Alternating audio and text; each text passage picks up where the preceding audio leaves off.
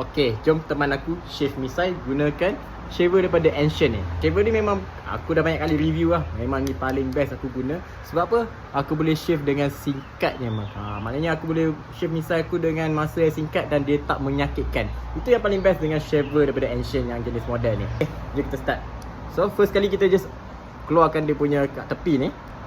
Okay, dah keluarkan kat tepi ni, jom kita start shave.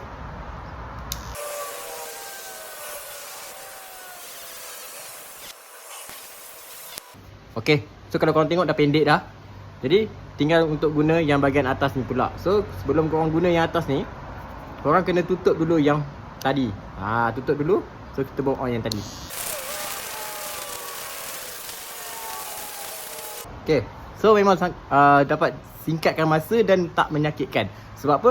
Yang tadi tu dia boleh buangkan korang punya yang misai yang dah panjang tu. Lepas dia dah jadi pendek macam tadi, kita just shave kan guna yang macam biasa. So lebih singkat dan lebih cepat dan tak menyakitkan. Kalau korang berminat nak dapatkan shaver ni, korang boleh dapatkan dekat link showcase yang aku sediakan dekat bawah. Dapatkan segera guys.